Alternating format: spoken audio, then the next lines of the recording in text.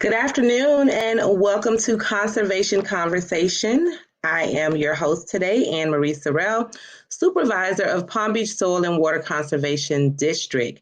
Each month, I try to bring a new guest to let us know what's happening in the world of conservation and all types of other environmental matters, as well as some of the really cool organizations that we have within our county as well as around our state. And today I am joined by a very special guest, Ms. Hannah Campbell. Welcome, Hannah. Hi, Ann Marie. Thanks for having me today. Thanks for being with me. And for those who don't know you, Hannah, before we get started with our discussion, I'm actually just going to quickly go over your bio and I know there's so much more. This is like your brief bio. So Hannah is a passionate and experienced environmental educator with a background in instructional design, educational leadership, and hospitality. A graduate of Florida Atlantic University, she holds a bachelor's degree in biological science and a master's degree in adult and community education. A Palm Beach County native and a product of Palm Beach County Public Schools, Hannah is passionate about providing resources to educators to promote ocean stewardship through her current service as president-elect for the Florida Marine Science Educators Association. She currently serves as Vice President of Education at Loggerhead Marine Life Center and is Education Chair for the Friends of the Arthur R. Marshall Loxahatchee National Wildlife Refuge Board of Directors. In 2020, Hannah received the Outstanding Educator Award from the Florida Wildlife Society and has been recognized for her environmental and outdoor leadership. An avid scuba diver in her spare time, Hannah is committed to connecting youth and their families to positive experience in and under the water. So welcome again, Hannah. Thank you. Everything about water. You can just and that would be okay. I love it. So, let's talk about your background. First of all, you're Palm Beach County native, which is rare in our transient South Florida region. So let's kind of share your journey. How did you even become interested in environmental matters and water? I mean, of course, I know we live around water, but what sparked your interest? Well, I'll tell you this, I've had a very nonlinear career. And I spent, a lot of time, maybe not intentionally, but I think just naturally ignoring a lot of the earliest stages of my career that weren't focused on conservation. Despite growing up in Palm Beach County, I didn't have the resources to set foot on a boat until I was about 17 years old. So I didn't really have myself a lot of access to the ocean. I did grow up in Lake Worth, West Lake Worth, and I actually became, after high school, we had a Santa Lucia's High School in Lantana. We had a culinary program, and I actually attended a culinary trade school right out of high school. And I went on to work at the Breakers Hotel, which was an incredible experience for me. And I found very shortly after, I was very tunnel vision, that while I loved the work, it wasn't satisfying my love for just being outside. And I didn't have a lot of experience with the ocean, but I always was outdoors, including at the National Wildlife Refuge in West Boynton. I was canoeing there as a kid with my dad and my family. And I wasn't getting that in the hospitality field, although I will always, always say that I learned a ton from my experience in the service industry. So fast forward a little bit, I turned my attention back to school. I attended Palm Beach State College, which was Palm Beach Community College at the time, in Lake Worth, and I got my AS in just general studies, and I went on to transfer to FAU to get my undergrad in biological sciences. And I didn't know how it would go. I'm a first generation college graduate, so it was a very interesting experience for me. And it turned out great. I'm happy to report. I loved the science piece. I really focused on marine studies. It was my first opportunity to learn more about the ocean and how important it was to me as an individual and to us as collective humanity, really. And I hope to talk about that a little bit more today. Absolutely. And from there, the career just kind of took off. They say if you find a career that you love, you never work a day in your life. And I know that it is a terrible cliche, but it's true. I truly feel that way in the several positions that I've been fortunate enough to come into and hold. I really do it because I enjoy it. So that's kind of how I got to be involved with FMSEA, the Florida Marine Science Educators Association, and then here at Loggerhead Marine Life Center. I'm currently on our new sky deck at the moment.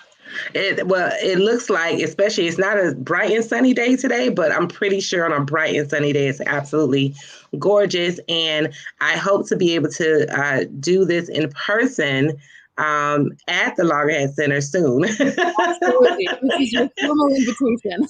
Absolutely. And come and do a whole tour. Because, one of the interesting things, and a part of my running for supervisor for Palm Beach Soil and Water Conservation District was really educating the community, like really just bringing another level of education through this position about some of our many natural resources here in Palm Beach County, our different nonprofit organizations, and the great work that you're doing in conservation, the great work you're doing for our environment, our oceans.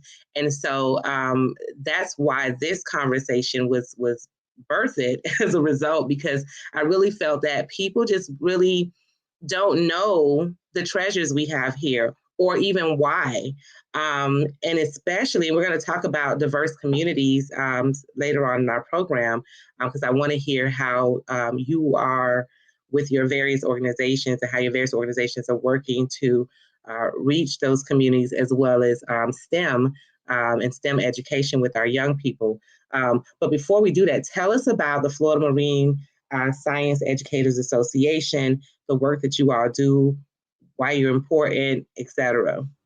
Yeah, sure. I would be remiss if I didn't do my due diligence and read you our mission statement. So I will say, we are essentially a professional group of individuals and organizations dedicated to the advancement of marine science education and environmental stewardship across the state of Florida. So of course, while I know we're focusing on Palm Beach County today, FMSEA really is in the business as a nonprofit of serving all marine science educators across the entire state.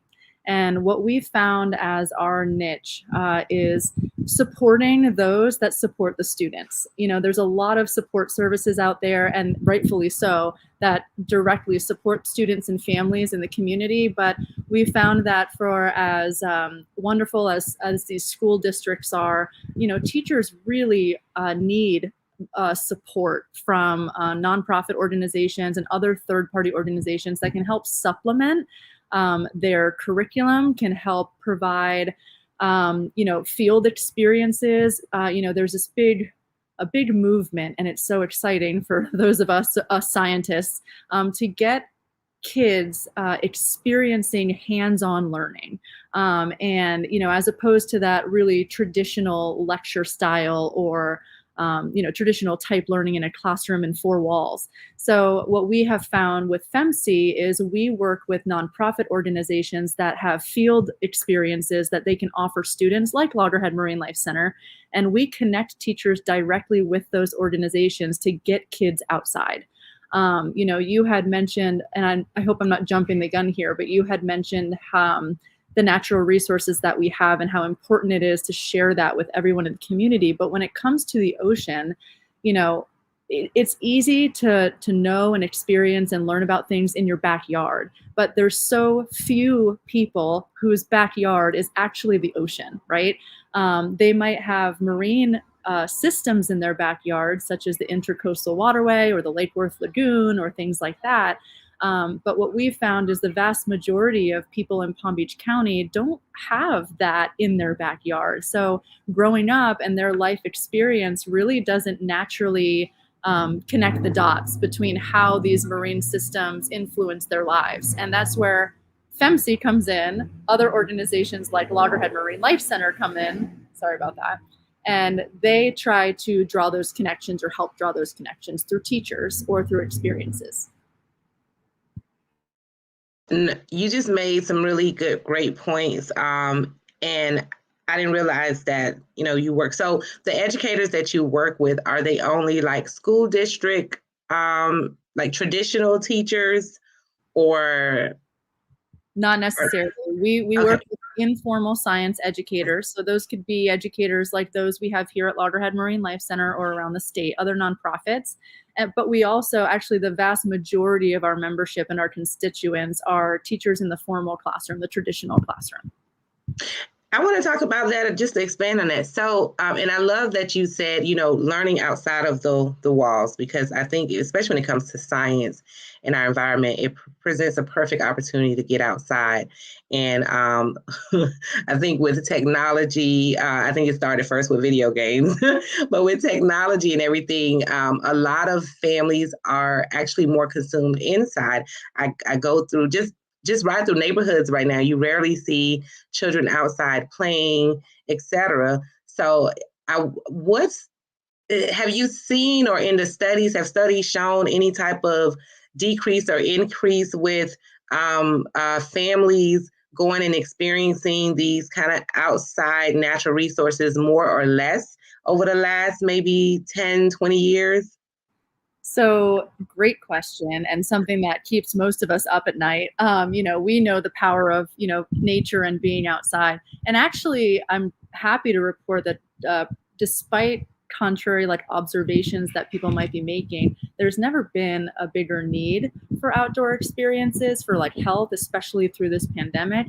But also the thought that technology takes away from outdoor experiences is actually not true. In a lot of ways, technology enhances experiences outdoors and makes experiences outdoors more accessible. So I would venture to say, although I don't have research to support this at the moment to share with you, but I would venture to say that although we have seen an uptick in technology, it has been at the benefit of getting kids outside and having them understand principles in marine science, particularly. So as an example, going back to grade school biology classes, in 9th, 10th, 11th grade, or even before that, I would learn concepts that out of a textbook that really didn't resonate with me, and there are different types of learning styles. We know that, as educators, but what technology can do is leverage, for example, virtual reality, and we can bring that into schools despite field trip constraints or geographic location. For those in Western Palm Beach County, we can actually bring the ocean to them, so they can still be out in their backyard, but learning about systems visually, and it's really helped a lot of learners connect in a different way, if that makes sense. No, it makes total sense. It makes total sense. Now, I want to talk more about if we can dive into Loggerhead for a minute. Of course, I'm here. So tell us more about what is the Loggerhead excuse me Life Center. Is it my Loggerhead? Make sure I'm getting it right. Center. Yeah. Okay. Okay. So tell us more about your organization. And I know you do some really cool things there, but I want other people to know.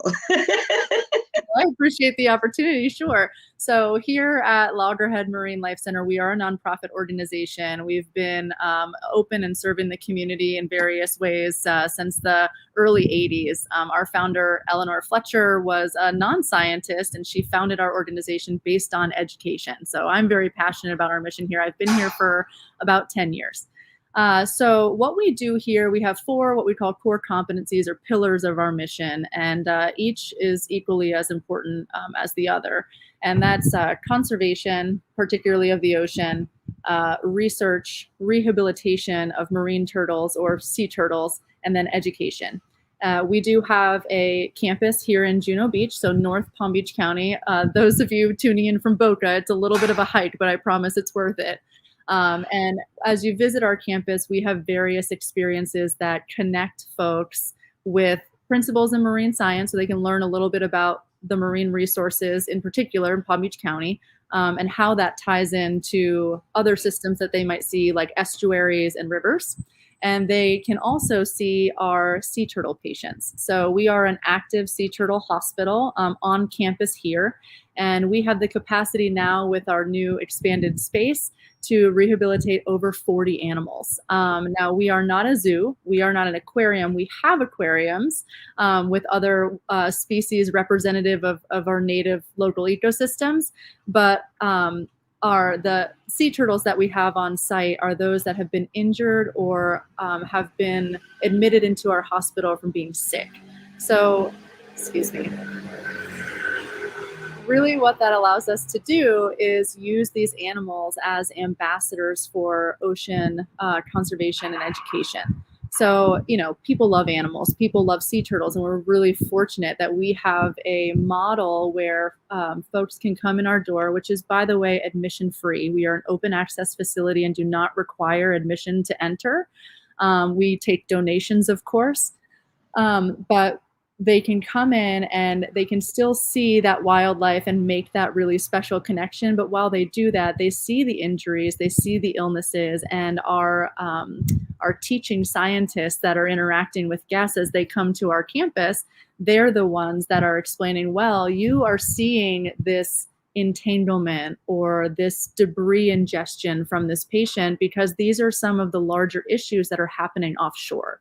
So I don't know how detailed you want me to get, but the last thing that I'll say is these marine turtles are, first of all, such a huge presence in Palm Beach County. We are the most densely nested sea turtle beach for loggerhead sea turtles in the Western Hemisphere. And not a lot of people in the county know that. I didn't know that when I was growing up. No one told me that. In fact, the first time I set foot on Loggerhead Marine Life Center campus was in 2011 when I went back to school, when I went back to Palm Beach State. So in any case, they are such a big part of our identity here in the Palm Beaches.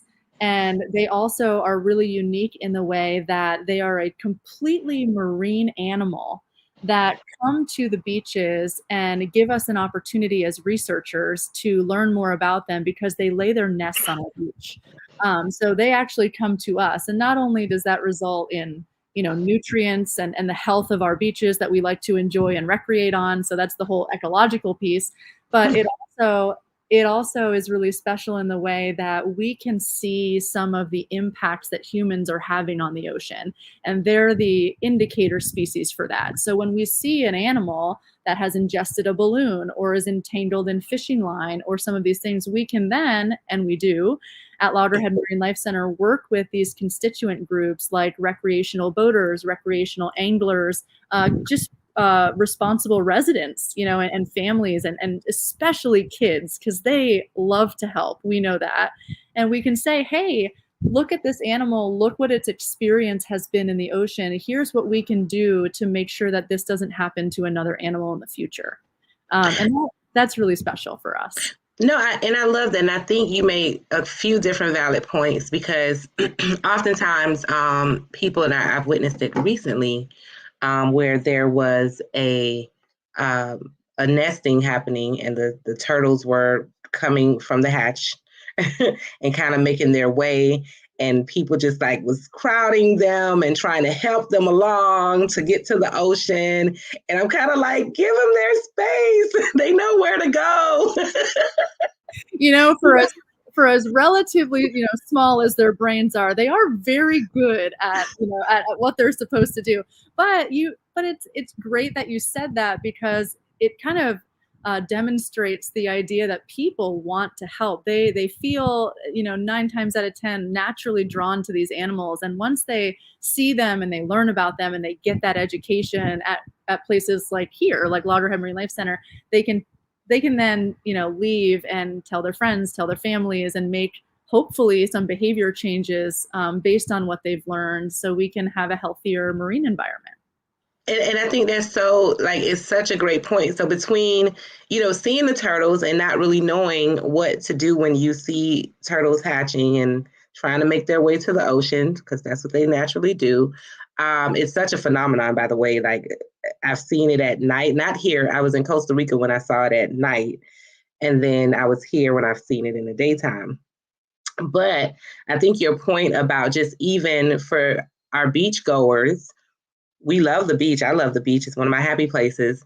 But even for our beachgoers, understanding about pollutions and what we leave on the beach. And if your kids are playing out there and you leave that little plastic bucket and now it washes into the ocean, or you leave your water bottles or whatever it is, like really just not understanding how the debris that you may unconsciously leave on the beach could actually hurt our wildlife. So I think like what you're doing at Loggerhead Marine Life Center is amazing to really educate people on those impacts. And I definitely, hope to see it. I hope this brings a little more awareness for people as well. Yeah, I think it will. And again, thank you so much. And thank you for everything that you do at the district. I know that, not just for the ocean, but for really all of our natural resources. Absolutely. You're welcome. Well, I want to talk about one of my favorite places in Palm Beach County is the Arthur R. Marshall Loxahatchee National Wildlife Refuge. And I see that you're a part of that organization as well. Can you tell us a little bit about, again, I know, because I'm just nosy, I know a lot of stuff. But if you can tell our listeners a little bit about this, really, it's like a hidden gem.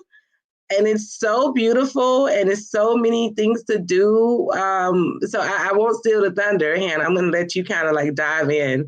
It is a wonderful refuge. So it is it's a federal property. So it's managed by the U.S. Fish and Wildlife Service. And I am a part of the Friends Group, which is a nonprofit that supports this particular refuge. It's a wonderful, small nonprofit organization. And essentially we work to raise funds to support some of the research and education projects of the refuge. There's so much to say, like you said, about the refuge. First of all, for all of your viewers and all of our subsequent listeners, I highly recommend a visit to the refuge. It is one of the best access points to the Northern Everglades that you could take advantage of.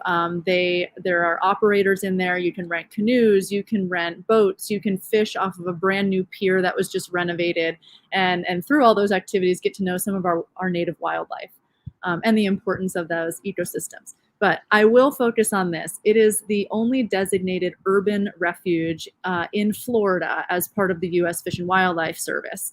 And what that means is the federal government really has identified the location of the refuge in western Palm Beach County. It's in Boynton Beach as a particularly important location as it relates to engaging communities and families who otherwise don't have a lot of access to these natural resources. So just by its location alone, let alone its ecological importance, we have this really unique opportunity to engage folks who are living with this, kind of swamp, for lack of better words, in their backyard, but we've developed around it. So if you don't go into the refuge, you would never know it's there. And that's why it remains a hidden gem. But it's through the refuge that we support the urban program. And what that program is we fundraise to provide free access to the refuge for school groups, families on certain holidays. We're actually gearing up to host our Everglades Days for 2022, which is a week-long series of activities and engagements in the refuge at no cost to families. And that's the kind of support that our nonprofit provides to the refuge. But really, the refuge staff does an incredible job with the conservation of this important natural resource as well. No, that is great. And please share the Everglades Day information with me so I can put it on my social media channels, in our newsletter. If you can email it to our team, we can definitely get that out to the community and just share it. Everglades Day, I know it's been going on for a very long time, but there's so much to learn. Like you said, about the ecosystem. We used to take our girls from Girls to Women out there for a photo competition that I believe it's the National Wildlife Refuge magazine used to publish. And so it was always a great exercise for the girls to really go out. We'd get them these disposable cameras and they'd go out and take, pictures. We'd get them developed. And one year we actually submitted and they were featured in the magazine. Yeah, so it was really, really cool. So I just know the experience that people can experience firsthand out in the Everglades. What do you say to people that's like, well, what about the alligators? Well, and you're talking to somebody who is about to take a 33-mile hike through the sloughs of Palm Beach County. So they are out there, and you will see. What? Yep, you will see the alligators out there, which honestly is part of the draw. It's those native species that are just so charismatic to kids and families, and really get them interested in learning more.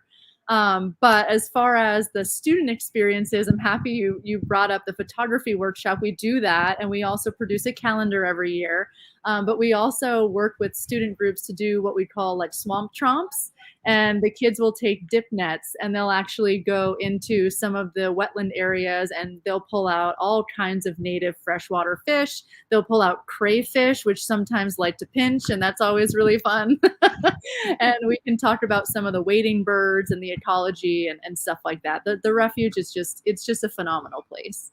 Absolutely. No, thank you. So let's talk about programs. I'm going to go back to the Marine Science Educators Association.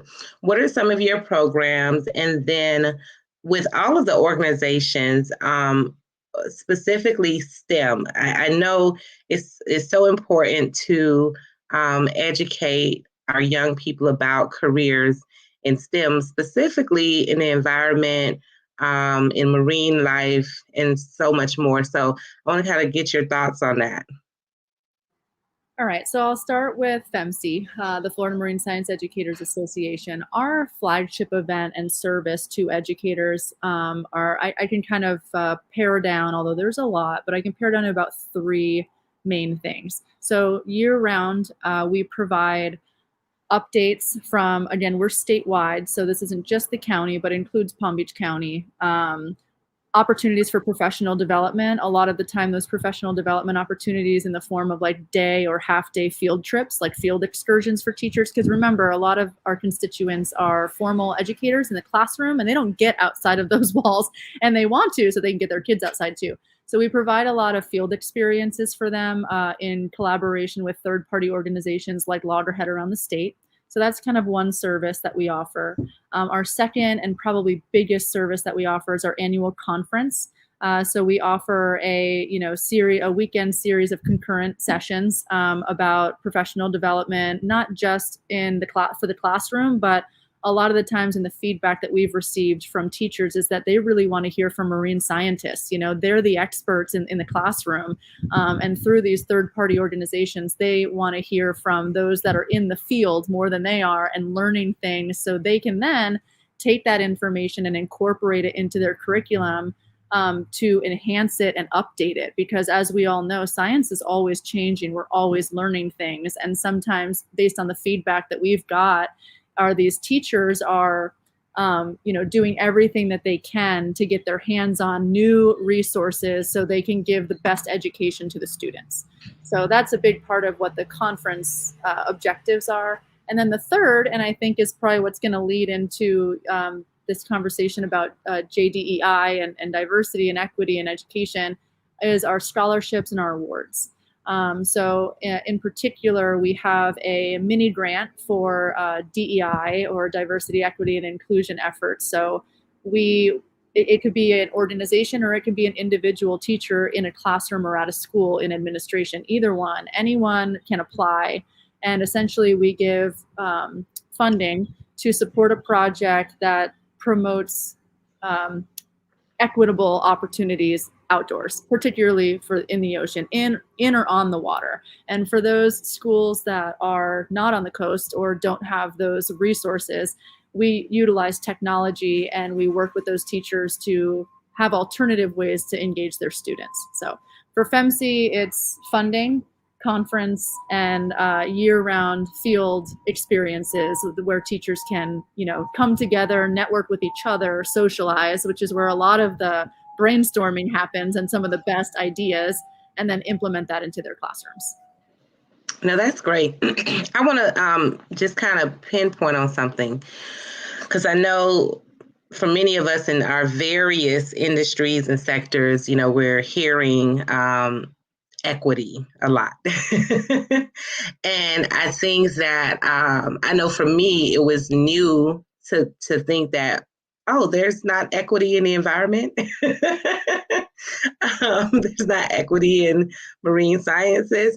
So I want to be able to kind of, if you can, maybe just kind of talk a little bit about what that actually means, what it means when there's a lack of equity, and the maybe kind of some of the trends to create more equity as it relates to the environment and programs like yours.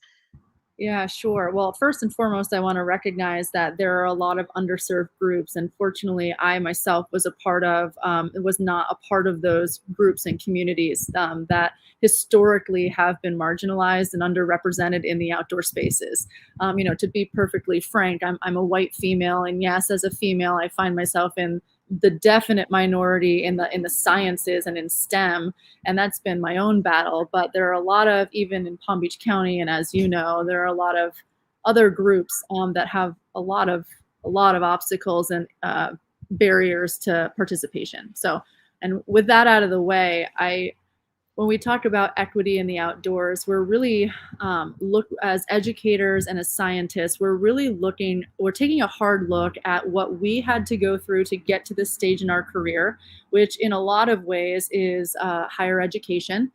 So tuition is huge. On so many job descriptions in STEM fields, you need a minimum of a bachelor's degree, if not a master's or PhD. So that's a big socioeconomic barrier for a lot of folks to become a scientist. But even before they get to higher education, a lot of the barriers are just while the outdoors are, you could argue, and there are arguments which I don't agree with, that you could just kind of, well, everyone could get outdoors because they can just walk outdoors. But the reality is, for example, especially in ocean sciences, let's take diving, for example, right? Our global ocean is huge. It really shouldn't be called Earth. It should be called ocean, right? It covers the majority of our planet. However, the cost to get certified to dive, the equipment that you need to be able to be a scuba diver, and even before you get to the certification, the connection that you would have to make with the ocean requires you to be next to the coast. You need to see the ocean. I mean, there's so many times here at Loggerhead Marine Life Center that we get field trips from Riviera Beach, let alone the Glades Tri-City area, with kids that are in 5th, 6th, 7th grade that have never seen the ocean before. So, if we're talking about creating equitable education experience and a pipeline for our next generation of diverse ocean leaders, which is what we're shooting for, we need to make sure that in the school system, which is where FMSEA comes in and some of these school-based programming at Loggerhead comes in, we need to make sure that these kids can actually get to these spaces. And so it's such a monster topic, and it's something that so many of us for so long had taken for granted because we were busy, feeling like we were fighting our own battles and overcoming and getting there and getting the degrees and getting the certifications that we need. And meanwhile, we took for granted the privileges that we had in order to make those things happen. So I personally am very happy, and I'm sure, I'm in good company, that there's a deeper and harder look at, particularly for outdoor education, exactly what these barriers are and trying to address them. Absolutely. Well, it's definitely, like you said, it's a huge undertaking. It's a lot of different challenges when we talk about equity, when we talk about access. Access alone, affordability. I mean, even something as simple as visiting the wildlife refuge. There's a fee to get into the park, and it may not be a huge fee, but it's still a fee. And it adds up when you have a big family, right? So exactly. I will say, Ann, if I can, the one thing that I just love about our mission here at Loggerhead Marine Life Center, and I would say this even if I didn't work here, we are committed to remaining open access, meaning that we are admission free, and we have been since our inception. This is not new, but I will say that in the last years, it's really become apparent why Eleanor Fletcher and why our founder really felt that that was a need, even in Juno Beach and in Palm Beach County. Yeah, the socioeconomic barrier and, you know, admission fees to enjoy refuges and facilities like ours that provide these educational experiences are really tough.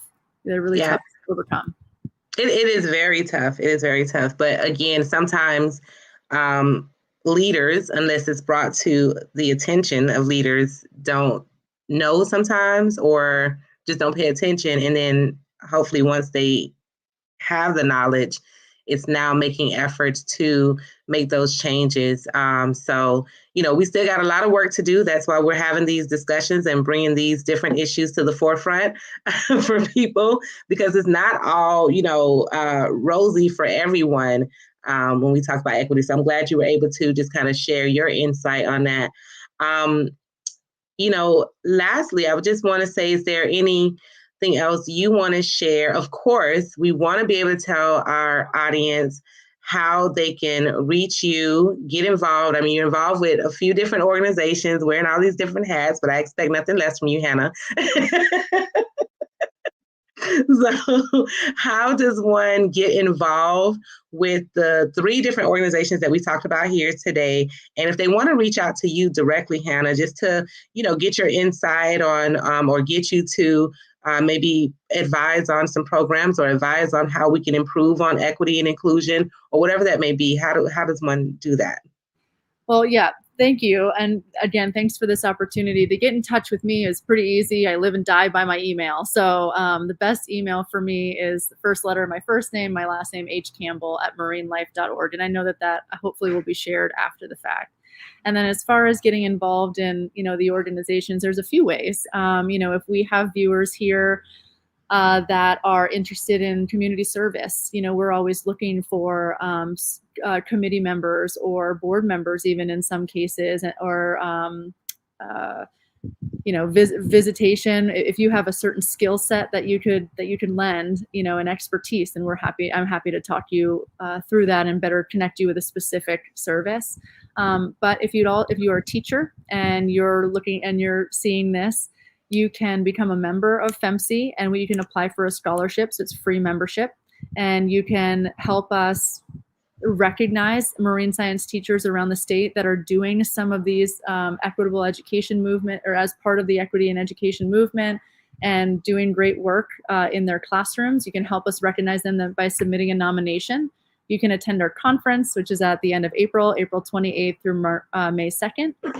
And at Loggerhead, you can become a member. You can come visit us. Remember, we're free. So you can come in our doors anytime. We're open 360 days a year, and we are waiting for you to come and learn more about us. Well, Hannah, thank you. And I just want to read the email address again, hcampbell@marinelifecenter.org. Just marinelife.org. Marinelife.org. Okay. So we will definitely share your email in the chat for anyone who wants to reach you. It'll be in the comments if you want to reach out to Hannah. Hannah, you know, I can definitely see why in your bio it says you're a passionate and experienced environmental educator, and that you have definitely demonstrated here today. I thank you so much for being a guest on Conservation Conversations with me and educating our community on all the great work that you and these organizations are doing. So continue to keep up the good work, and thank you again for being here. Thank you very much. And you as well. Well, stay with me for a moment. So I just encourage our viewers to please, to learn more about Palm Beach Soil and Water Conservation District, you can go to our website. That's where you will see our upcoming meetings, our programs. We do have a meeting next Thursday at 1:30, and it's pbswcd.org. So the acronym for Palm Beach Soil Water Conservation District.org. You can check out our meeting. If you can't attend in public, you can join via Zoom as well. So, and that's where we'll be updating on how our nurseries and farmers are doing, what crops are coming up, as well as some of our other challenges or accomplishments. So please check out our monthly meeting. Again, the next one is next Thursday on the 26th. 26th, I believe that is, or 27th. Can't see with the calendar. Next Thursday, the 27th at 1:30 p.m. for our Palm Beach Soil and Water Conservation Districts, just to learn more about what we do as supervisors. But beyond the district, this is another part of what we do. We're out here in the community.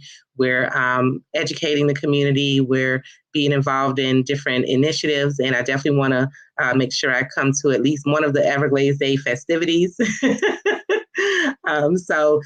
Please, again, if you're listening, share this video. There's lots of information. If you have a child or person who is interested in the environment, marine science, turtles, share this video with them. Let them go visit the Loggerhead Marine Life Center. And if for anyone out there listening, please go visit. Again, it's open access, so there is no fee to visit. And I love that. So that means that everyone has access. You just got to get there. So thank you again, Hannah. Thank you for everyone for who's tuning in today. And again, share this video. If you're watching from YouTube, or if you're not, go and subscribe to my YouTube channel, Ann Marie Sorrell.